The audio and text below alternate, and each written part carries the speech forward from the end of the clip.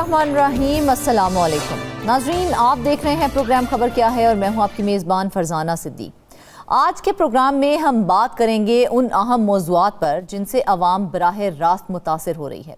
पहले हिस्से में बात करेंगे हम कराची की, जहां महकमा आसार कदीमा और SPCA अफसरान की मिली भगत से तारीखी इमारतें मिसमार करके नई इमारतों की राह को हमवार किया जा रहा है और हुकूमत देखा जाए तो खामोश तमाशाई बनी हुई है। मज़ीद तफसीलात बताने के लिए हमें ज्वाइन करेंगे नुमाइंदा कराची फरीद आलम। जबकि प्रोग्राम के दूसरे हिस्से में हम बात करेंगे खैबर पख्तूनख्वा की, जहां पर बढ़ते हुए डेंगू केसेस हैं और जहां पर अताइयों ने इलाज के नाम पर जाली क्लिनिक खोल रखे हैं और हेल्थ केयर कमीशन की बेहिसी ने अवामी मुश्किलात में मजीद इजाफा कर दिया है। मजीद इस बारे में बात करने के लिए हमें ज्वाइन करेंगे ब्यूरो चीफ पेशावर मुमताज़ मंगेश। और प्रोग्राम के आखिरी हिस्से में हम बात करेंगे Multan cattle market management company में करोड़ों रुपए की माली बेज़ाब्तियों की, जहां महंगे मुआहदों और गैर कानूनी अखराजात से कौमी खजाने को नुकसान पहुंचाया गया है। इस बारे में मजीद बात करने के लिए हमें ज्वाइन करेंगे नुमाइंदा मुल्तान ज़हीर अब्बास। तो चलते हैं आज की पहली स्टोरी की जानिब। नाज़रीन, शहर कायद की कदीम इमारतों को महकमा आसार कदीमा और SPCA अफसरान ने भारी कमाई का जरिया बना लिया है। आसार कदीमा के अफसरान और बिल्डर्स की मिली भगत से भारी नजरानों के एवज तारीखी विरसा करार दी गई इमारतों को फहरिस्त ही निकाला जा रहा है। इसके बाद बिल्डर SPCA से मिली भगत करके इमारत को मखदूश करार दिलवाकर इमारत मिसमार करने की मंजूरी करवाता है, जिसके बाद एक तरफ इमारत मिसमार की जाती है तो दूसरी तरफ बिल्डर SPCA प्लाट पर नई कसीरुल मंजरा इमारत का नक्शा मंजूर कर लेता है। कदीम इमारतों को तोड़कर नई इमारत तामीर करने का ये धंधा गुज़िश्ता 10 साल से जोरों शोर से जारी है। मज़ीद तफसीलात बताने के लिए हमें ज्वाइन है फरीद आलम ने। फरीद, सबसे पहले हमें ये बताएं कि तारीखी विरसे की हामिल जो इमारतें हैं उनको तहफ़्फ़ुज़ देना किसकी बुनियादी जिम्मेदारी है, महकमा आसार कदीमा की या SPCA की? जी, मुल्क भर में जो भी तारीख़ी इमारतें हैं या तारीख़ी मकामात हैं, इन सबको तहफ़्फ़ुज़ देना महकमा आसार कदीमा की ज़िम्मेदारी होती है।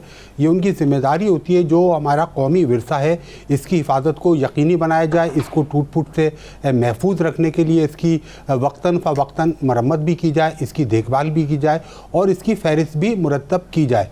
लेकिन मुल्क भर की तरह सिंध में भी महकमा आसार कदीमा एक रबर स्टैम्प की मानंद काम कर रहा है, जिसकी वजह से कराची की जो कदीम इमारतें हैं इस वक्त खंडरात में तब्दील हो चुकी हैं। जबकि अगर हम दुनिया भर की बात करें तो दुनिया भर में तारीखी विरसा या कदीम इमारतों की इंतहाई निगहदाश्त की जाती है। उनकी हिफाजत के लिए बाकायदा वहाँ पर सिक्योरिटी गार्ड्स रखे जाते हैं, अमला मुतय्यन किया जाता है ताकि ये कौमी विरसा जो है किसी भी मुल्क का उसकी हिफाजत हो सके, ताकि आने वाली नस्लों को या दुनिया को पता लग सके या बताया जा सके कि हमारी तारीखी विरसा क्या है, हमारा फ़न तामीर क्या था या हमारी तहज़ीब और तमद्दुन क्या थी, क्योंकि यही कौमी विरसा इन चीज़ों को उजागर करता है और दुनिया के सामने लाता है।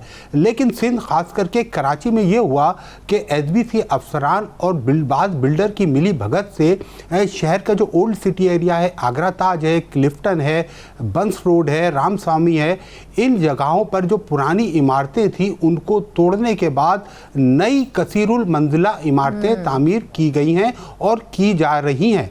इस सिलसिले में हमने मुतअद्दिद मरतबा महकमा आसार कदीमा के अफसरान से भी रब्ता किया।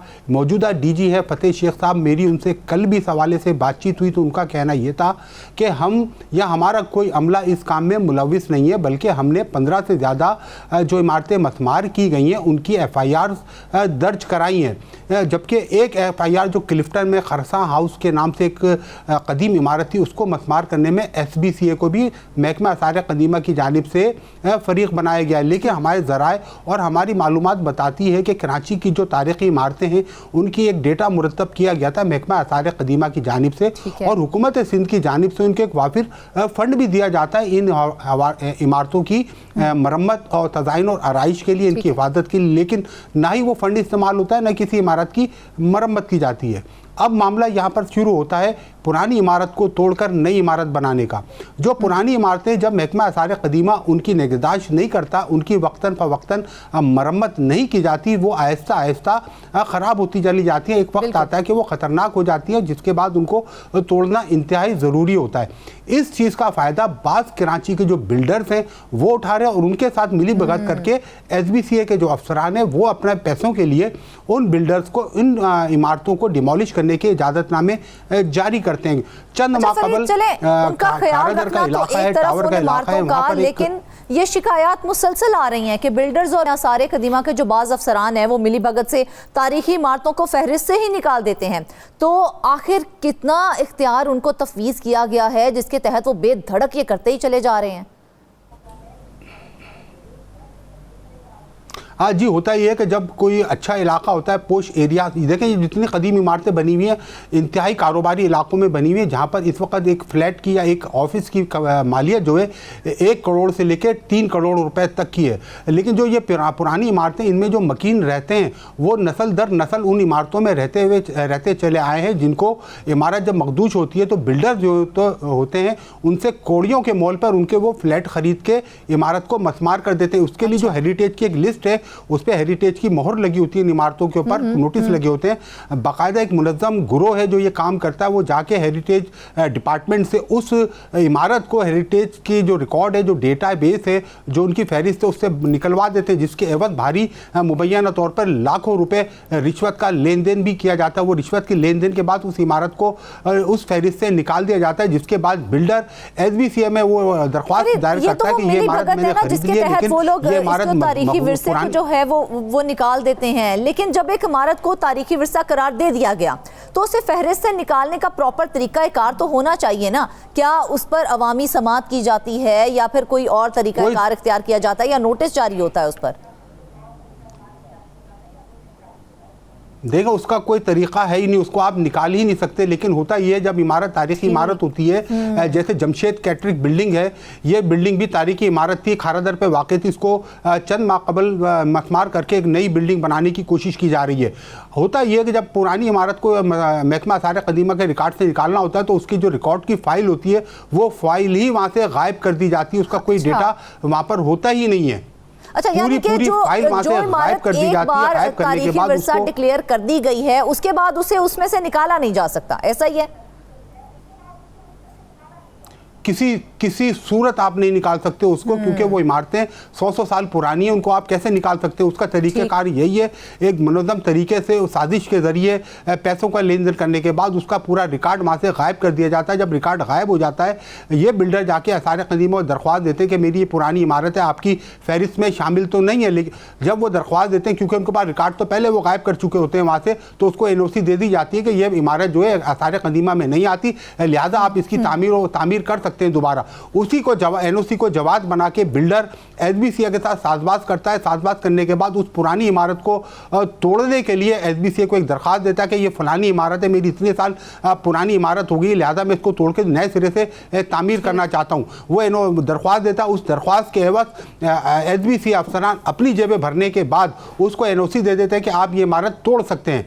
तोड़ने के बाद वो उसी दौरान नई इमारत का नक्शा बिल्डर SBCA में पेश करता है, जिसके एवज भी मुबैना तौर पर करोड़ों रुपए रिश्वत दी जाती है। उस रिश्वत के एवज वो नक्शा उस पुरानी इमारत को तोड़ने के बाद जिस दौरान वो टूट रही होती है उसी दौरान वो नक्शा भी मंजूर कर लिया जाता है, जिसके बाद बिल्डर उस पुरानी इमारत को जो उसने कौड़ियों में खरीदी होती है, जो कि हमारा कौमी विरसा होती है, जिसकी कोई कीमत होती ही नहीं है, उस इमारत को नए सिरे से तामीर करता है।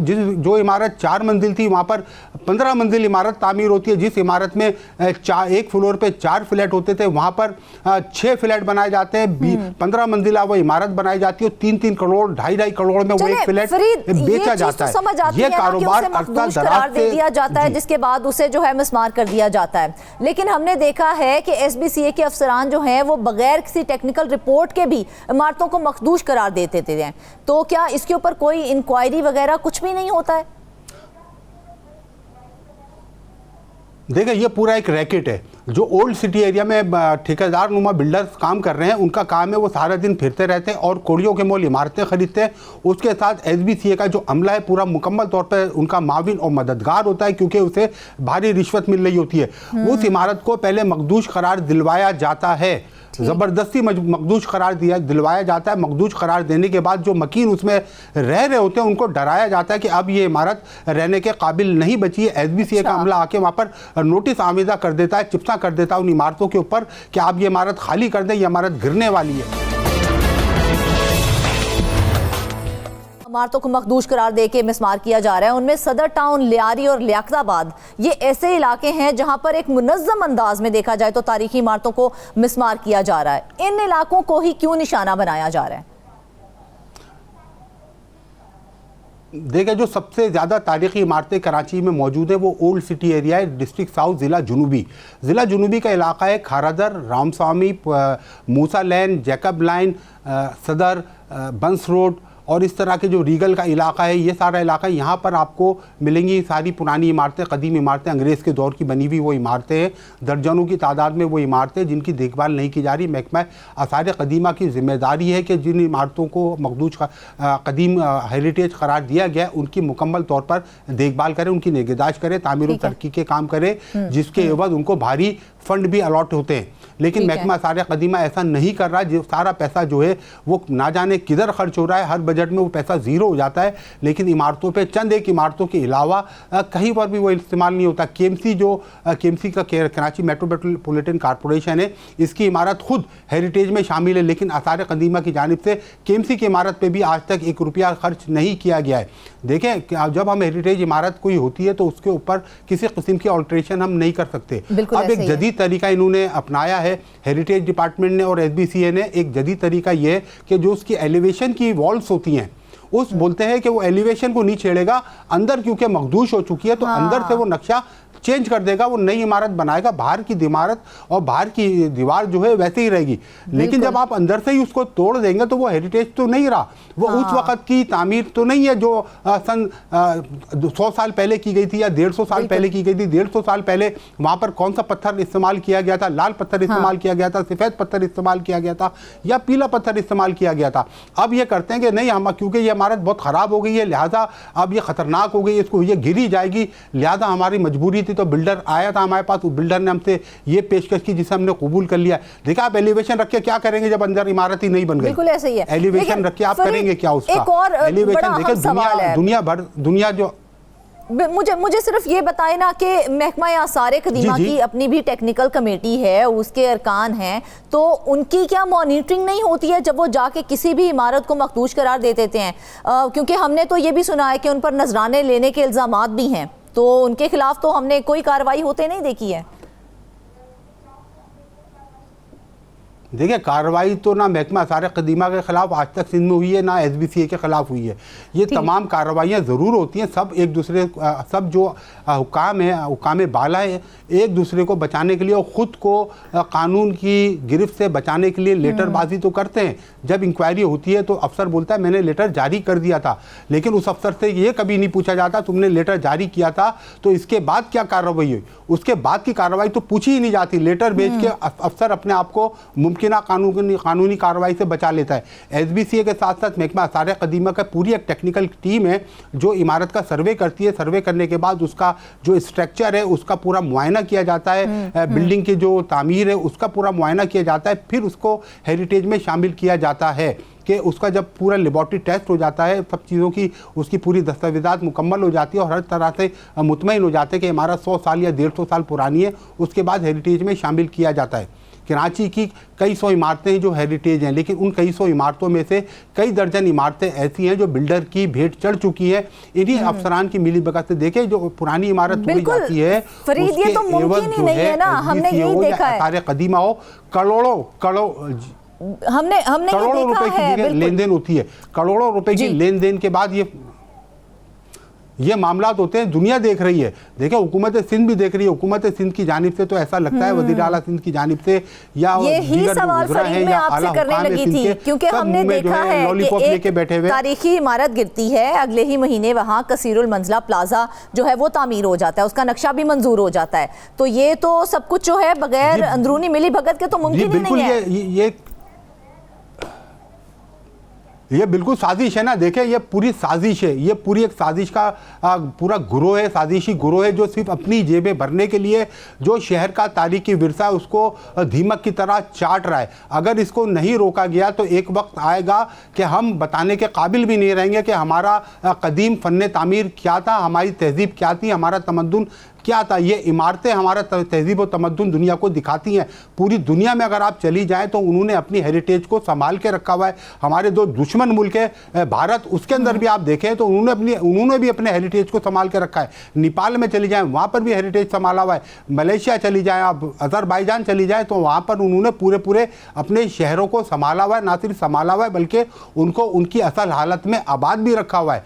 यहाँ पर भी ऐसी इमारतें, इतनी खूबसूरत वो इमारतें हैं, अगर आप उनको देखें, उनकी आप तामीर करें, मरम्मत करें तो इंतहाई खूबसूरत एक नक्शा पेश करती हैं। बिल्कुल फरीद, सारी दुनिया अपना तारीखी विरसा संभाल के रखती है, लेकिन सवाल यहाँ पर यही उठता है ना कि सिंध हुकूमत और वफाकी हुकूमत इस पर खामोश क्यों है? क्या उनके पास ये जो बेरहमाना किस्म की गेम चल रही है इसके बारे में कोई रिपोर्ट मौजूद नहीं है?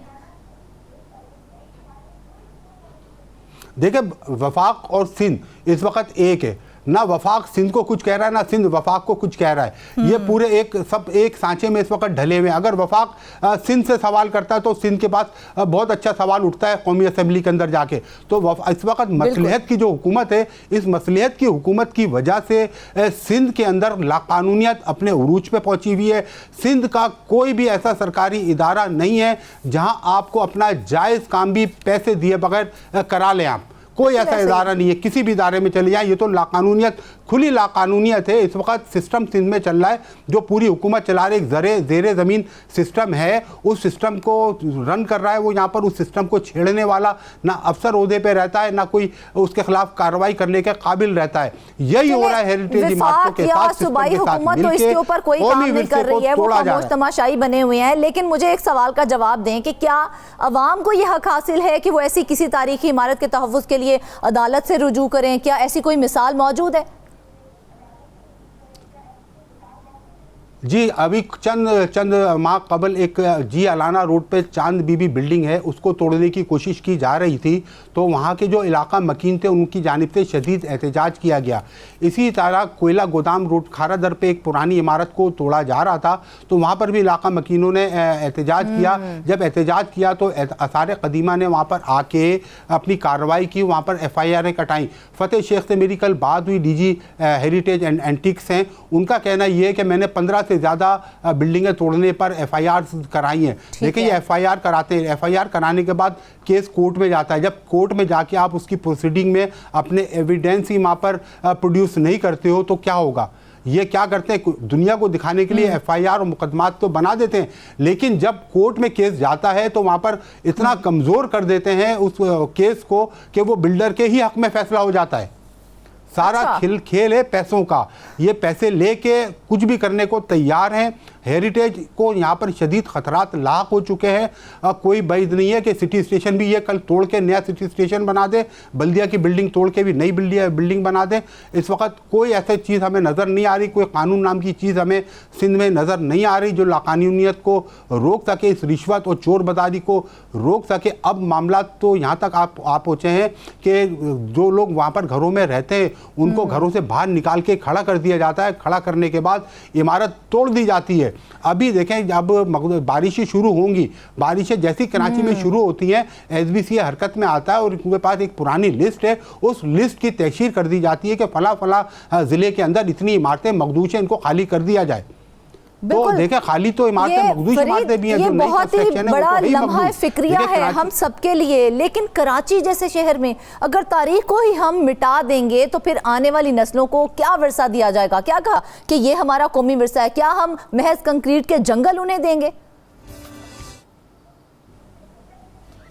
बिल्कुल, मुझे तो ऐसा ही लग रहा है कि जिस तेज़ी से आप अपने कौमी विरसे को ख़त्म कर रहे हैं। देखें, वज़ीर आला हाउस कराची में, गवर्नर हाउस कराची में, सुप्रीम कोर्ट कराची में, सिंध हाई कोर्ट कराची के अंदर है। पूरे पाकिस्तान की जितनी एजेंसीज़ हैं वो कराची में काम कर रही हैं, लेकिन इस कौमी विरसे को बचाने के लिए एक इदारा भी सामने नहीं आया, एक इदारे ने एक कदम भी आगे नहीं बढ़ाया है कि इस हमारे कौमी विरसों को बचा लिया जाए। क्योंकि अगर देखें, अब भी आपने इस विरसे को नहीं बचाया। ये पाकिस्तान बनने से पहले का शहर है कराची। कराची शहर जो है पाकिस्तान बनने से पहले का शहर है, मछेरों की ये बस्ती हुआ करती थी। अंग्रेज इधर आया, इसने समंदर देखने के बाद यहाँ पर शहर आबाद किया। पूरा हमारा ओल्ड सिटी एरिया जो सदा मेट्रोपोल होटल से शुरू होकर टावर तक जाता है, इसके लेफ्ट और साइड इसके पूरे आप जाएंगे, देखा जाए बहुत ही बड़ा लम्हा फिक्री और सोचने की बात है कि हमने माजी को गिराकर हाल को महंगा और बदसूरत बनाया है। सवाल यह है कि कब तक तारीख को बेचने का ये धंधा यूं ही जारी रहेगा और क्या हम कभी किसी बिल्डर को इसके हवाले से कोई सजा दे पाएंगे या नहीं। वापस आएंगे एक ब्रेक के बाद। वेलकम बैक नाज़रीन। अब हम आपको बताएंगे कि खैबर पख्तूनख्वा में डेंगू का मर्ज तेजी से फैल रहा है। तहकाल, पावका, प्लोसी, नासिरबाग, सफ़ेद ढेरी और सरबन में अताइयों ने दुकानें खोल ली हैं और अताई मरीजों को डेक्सट्रोज और नॉर्मल सलाइन के ड्रिप के साथ दर्द के इंजेक्शन लगाने लगे हैं और डेंगू टेस्ट के बगैर ही डेंगू का इलाज किया जा रहा है और सूबे में औसतन 95 मरीज अस्पतालों में पहुंच गए हैं और माहिरीन का ये कहना है कि अताई मलेरिया और डेंगू में फ़र्क भी नहीं कर सकते हैं और अताइयों के खोले गए क्लिनिक रजिस्टर्ड भी नहीं हैं। जबकि अफसोस की बात तो ये है कि हेल्थ केयर कमीशन की जानिब से अताइयों के खिलाफ अब तक कोई कार्रवाई अमल में नहीं लाई जा सकी है। मजीद असला जानते हैं ब्यूरो चीफ पेशा मुमताज़ बंगी से। मुमताज़, सबसे पहला सवाल तो मेरा यही है कि 2017 से अब तक डेंगू के खिलाफ क्या मौसर पॉलिसी बनी है? आखिर 8 साल में महकमा सेहत ने किया क्या है? शुक्रिया फरजाना। दरअसल 2017 वो साल था जब तहकाल के इलाके में पहली दफ़ा डेंगू का मर्ज पेशावर में फैल गया था और पेशावर में इस हद तक फैल गया था कि पंजाब से भी यहाँ पे टीमें आने लगी थी और हुकूमत की मदद के लिए जगह जगह से टीमें आ रही थी, क्योंकि उस वक्त ये बीमारी जो थी वो इंतहाई ख़तरनाक समझी जाती है। अभी भी ख़तरनाक है, इससे अब भी इससे डेथ हो रही हैं और जो बुखार है वो ज़ाहिर है काफ़ी तकलीफदेह काम है। तो उस वक्त तो तहकाल का इलाका था, फिर आहिस्ता आहिस्ता इसके जो सराउंडिंग एरिया है, तहकाल के साथ पावका है, पलोसी है, नासिर बाग है जिस तरह आपने जिक्र किया, सफ़ेद डेरी है और सरबंद का इलाका है। वहाँ पे इन डेंगू के मरीजों की तादाद खुसूसन अक्टूबर और इससे 1 माह पहले और 1 माह बाद में इंतहा तक पहुँच जाती है और इतनी ज़्यादा तादाद हो जाती है कि हर घर में 4-4 मरीज़ पड़े रहते हैं। इसकी वजह यह है कि इन इलाकों में जो मलेरिया जो लावा है इस मॉस्किटो का, इस मच्छर का, उसके सदेबाब के लिए, उससे तलफ करने के लिए कोई इंतज़ाम मौजूद नहीं है। 2017 और फिर 2025 इतने सालों में तो हुकूमत को काफ़ी तैयारी करनी चाहिए थी, लेकिन ये महकमा सेहत नहीं बल्कि महकमा पब्लिक हेल्थ और इसके अलावा जो हमारे जो बल्दियाती इदारे हैं ये उनकी कमज़ोरी है। हालांकि बार बार ये कहा जाता रहा, कभी वो फॉग का स्प्रे कर देते हैं, अगरचे वो मच्छर के तल्फ करने के लिए या लावे के तल्फ करने के लिए काम नहीं आता, लेकिन ऐसे ही लोगों से वो करने के लिए कि हम कुछ कर रहे हैं, उनकी ऐसी तसल्ली के लिए ये काम तो कर जाते हैं, लेकिन वो लावा जो है वो इन इलाकों में अभी तक तल्फ नहीं हो सका और इसकी वजह अब ये हो गई है कि इन इलाकों में डेंगू पहले से ज़्यादा फैलने लगी है। अब होता क्या है कि ये इलाके चूँकि इंतहाई गरीब इलाके हैं, देही इलाके हैं, अगरचे शहर के बिल्कुल करीब वाक़ हैं और खैबर टीचिंग हॉस्पिटल के बिल्कुल संगम पे ये इलाके मौजूद हैं, लेकिन मसला यह है कि जब इन इलाकों में मरीज़ बढ़ जाते हैं तो वो फिर जब खैबर टीचिंग हॉस्पिटल या फिर हैदराबाद मेडिकल कॉम्प्लेक्स या फिर LRH या किसी भी सरकारी अस्पताल पहुंच जाते हैं तो वहाँ पे इनको काफ़ी इंतज़ार करना पड़ता है, चूँकि OPD और इमरजेंसी का जो इन्फ्लक्स है सारे अस्पतालों में काफ़ी ज़्यादा होता है। तो एक तो ये बात है। दूसरी बात यह है कि वहाँ पे जब पहुँचते हैं वहाँ पे अगरचे क्वालिफाइड डॉक्टर्स होते हैं, कुछ को वहाँ पे दाखिल किया जाता है, कुछ की गुंजाइश नहीं होती तो उनको घरों में कहा जाता है कि आप एहतियाती तदाबीर इख्तियार कर लें और मेडिसिन खाएं। तो ऐसे में उनको कोई 5,000 से 6,000 के करीब उनको अद्वियात और ये टेस्ट वगैरह सारे मिला के ये खर्च करने पड़ते हैं। चूँकि यहाँ पे सेहत कार्ड तो मौजूद है, लेकिन बदकिस्मती से OPD में और इमरजेंसी में चूँकि ये सेहत कार्ड की सहूलत मैसर नहीं है तो इसलिए ये जेब से ये पैसे अदा करने पड़ते हैं। तो इस टेस्ट पे वो हॉस्पिटल में हो या हॉस्पिटल से बाहर हो तो इसकी अदायगी करनी पड़ती है। और सितम ज़रीफ़ी यह है कि इतने अरसे के बावजूद भी महकमा सेहत डेंगू के मर्ज को सेहत कार्ड में शामिल नहीं कर सके और उनका कहना है कि मुमताज़ देखा जाए तो डेंगू कोई मामूली मर्ज नहीं है, ये एक बड़ा ही खतरनाक किस्म का मर्ज है। लेकिन अगर अताई अफराद डेंगू जैसी खतरनाक बीमारी का इलाज कर रहे हैं तो हम हेल्थ केयर कमीशन कहाँ पर है? क्या उनके लिए कोई मॉनिटरिंग का निज़ाम मौजूद नहीं है? जी बिल्कुल उसी तरफ में आ रहा था। जब 5-5 और 6-6 हज़ार रुपए हर मरीज मतलब जो दिहाड़ी पे काम करता है वो अफोर्ड नहीं कर सकता, तो जाहिर है फिर वो गलियों में, कूचों में और उनके मोहल्लों में जितनी भी अताई बैठे हैं जो डिस्पेंसर के नाम पे डॉक्टर का काम करते हैं, तो ये मरीज उनके पास चले जाते हैं।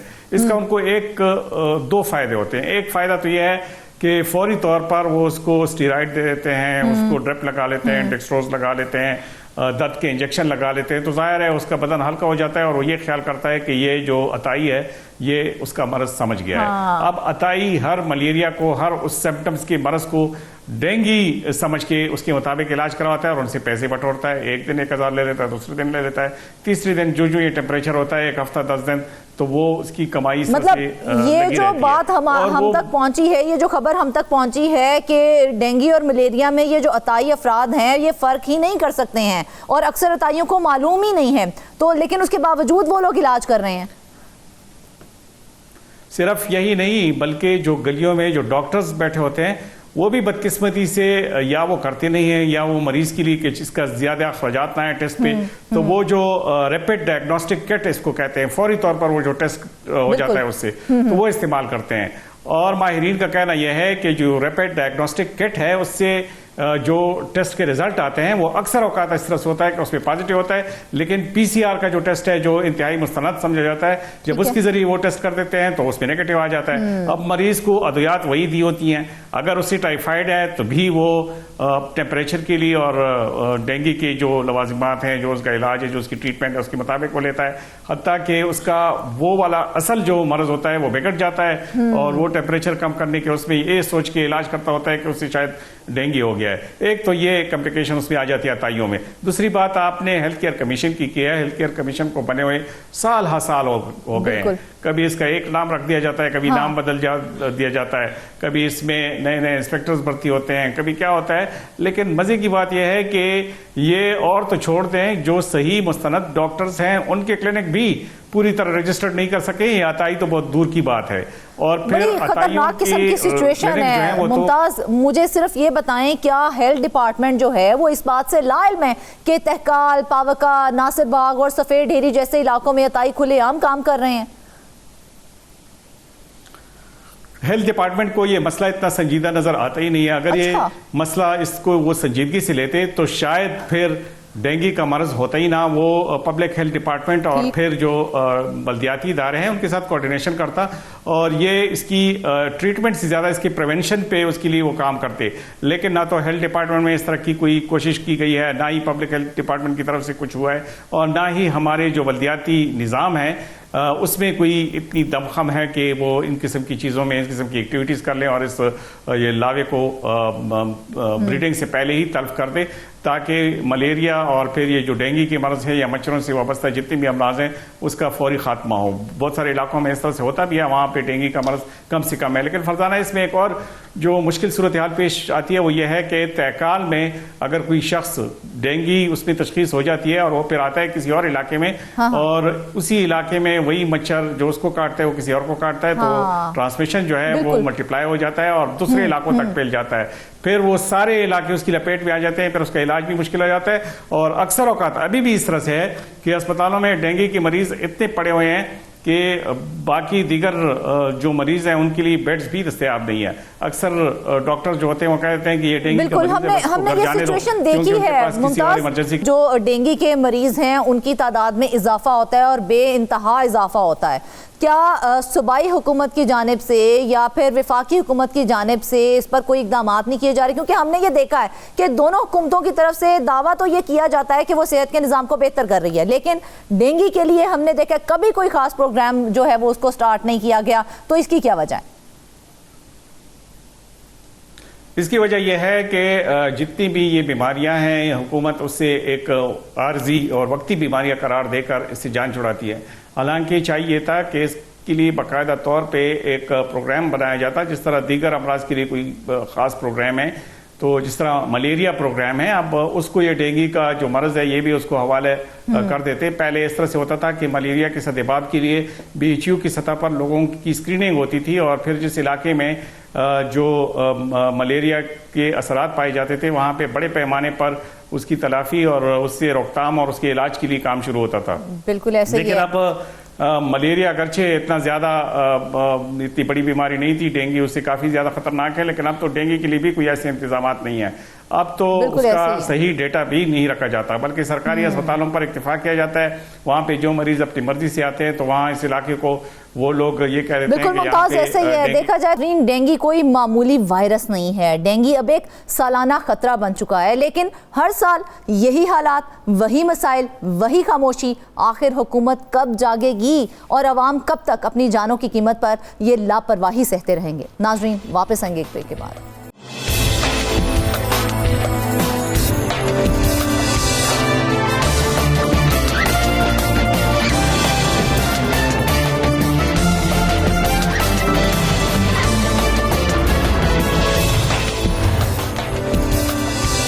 वेलकम बैक नाज़रीन। बात करेंगे हम मुल्तान की, जहां पर केटल मार्केट मैनेजमेंट कंपनी में करोड़ों रुपए की माली बेज़ाब्तियों का मामला सामने आया है। Regional director audit local government जनूबी पंजाब की केटल मार्केट इंतजामिया को ऑडिट एतराज़ात के जवाब जमा करवाने की हिदायत की गई है और ज़राए के मुताबिक ऑडिट एतराज़ात पर जमा होने वाले जवाब पब्लिक अकाउंट्स कमेटी में पेश करने थे।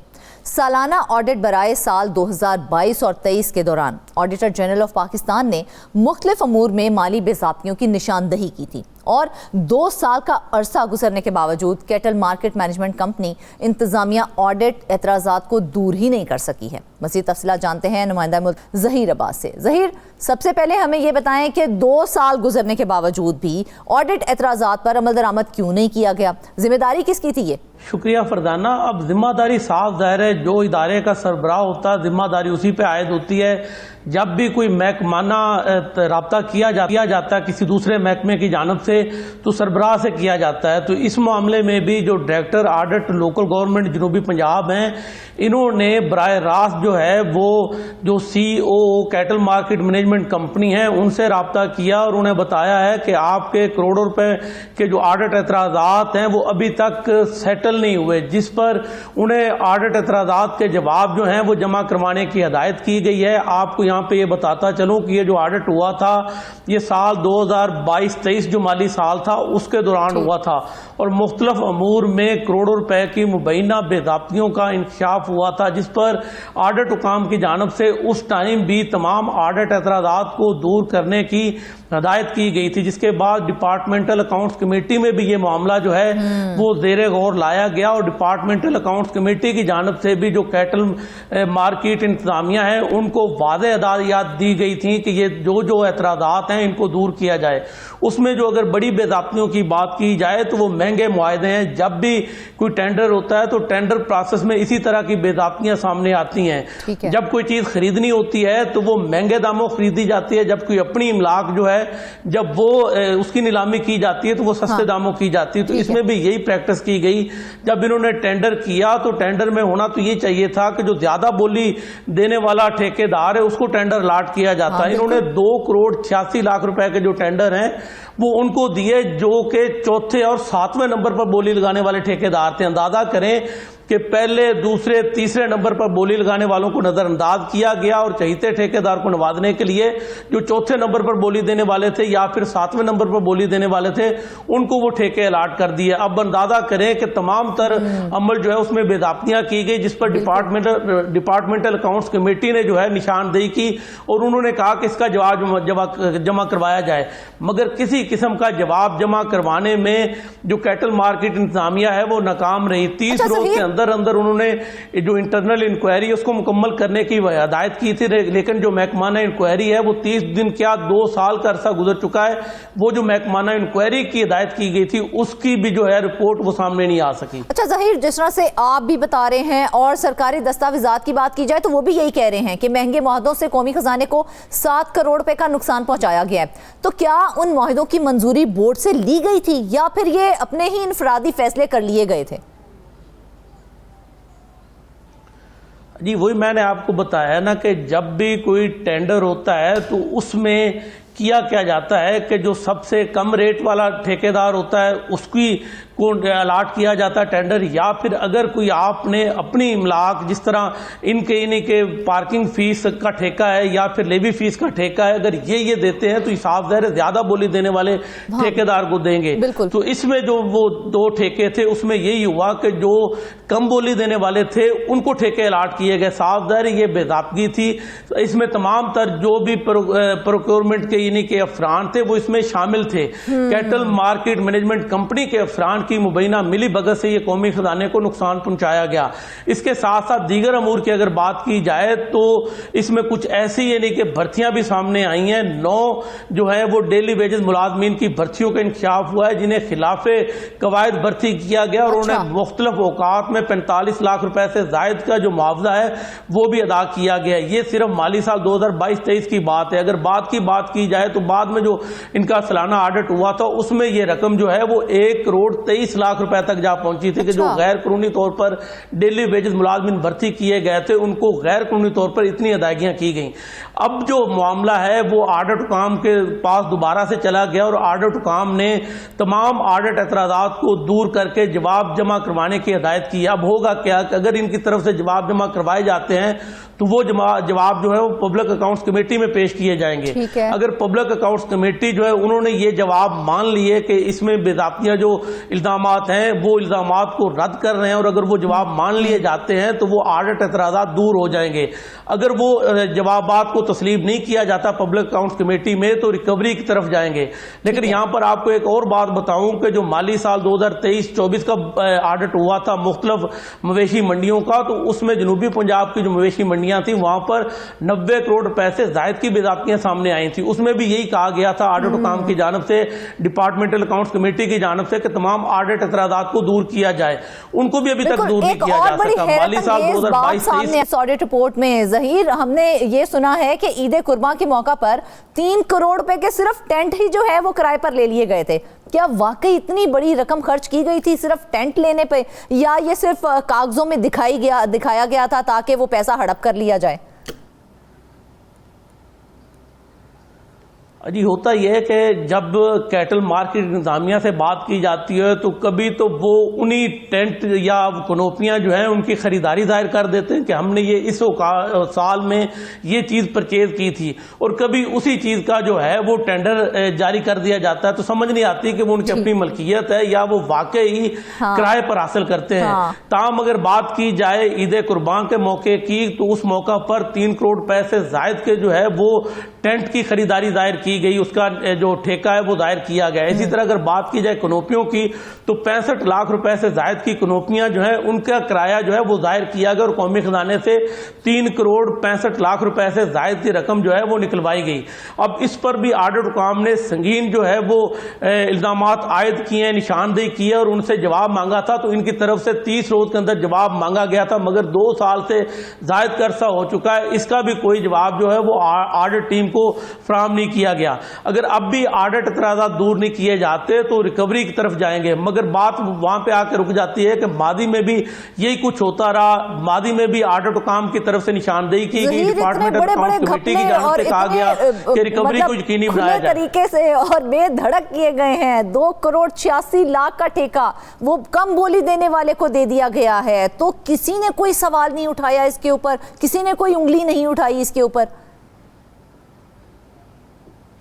नहीं, साफ ज़ाहिर है उंगली उठाई गई है। तो हम भी ये मामला डिस्कस कर रहे हैं ना कि ऑडिट हुकाम की जानिब से उंगली उठाई गई, उसके बाद डिपार्टमेंटल अकाउंट्स कमेटी में ये मामला ज़ेरे गौर आया, उसके बाद जो कैटल मार्केट मैनेजमेंट कंपनी के अफसरान हैं उनको हदायत की गई कि आप ये तमाम रिकॉर्ड हमें फराहम करें। इसमें मज़ेदार बात यह है कि डिपार्टमेंटल अकाउंट्स कमेटी में मुतलका रिकॉर्ड ही फराहम नहीं किया गया। मुझे सिर्फ ये बताएं, मुझे शॉर्ट आंसर चाहिए क्योंकि उसके बाद हमने अपना प्रोग्राम जो है वो क्लोज करना है। मुझे ये बताइए, कैटल मार्केट मैनेजमेंट कंपनी की से ये दावा किया जा रहा है कि करप्ट नासिर को बर्दाश्त नहीं किया जाएगा, तो अब तक कितने अफराद के खिलाफ कार्रवाई हुई है और कितनों को सजा दी गई है? जी, इस हवाले से कैटल मार्केट मैनेजमेंट कंपनी इंतजामिया से जब हमारी बात हुई तो उनका यही कहना था कि जब भी कोई तहरीरी तौर पर किसी के खिलाफ दरख्वास्त आती है, किसी मुलाजम के खिलाफ कि वो मुबैना बेदाब्तियों में मुलव्वस है, तो उसका क्या जाता है कि उसे नौकरी से मुअत्तल कर दिया जाता है। दूसरी जानब बात जो रेफरेंस है वो एंटी करप्शन को जो है वो रेफर कर दिया जाता है कि एंटी करप्शन उस पर मजीद इंक्वायरी करे। हमने देखा कि मादी में कुछ ऐसी मिसालें थी कि जिस पर जो इनकी तरफ से रेफरेंस दायर किया गया, उस पर एंटी करप्शन ने भी अच्छी खासी रिकवरी की। इसके साथ साथ जो पंजाब कैटल मार्केट इंतजामिया है उन्होंने भी एक्शन लिया और कुछ मुलाजमीन को नौकरियों से पहले मुअत्तल किया, उसके बाद नौकरियों से बर्खास्त किया।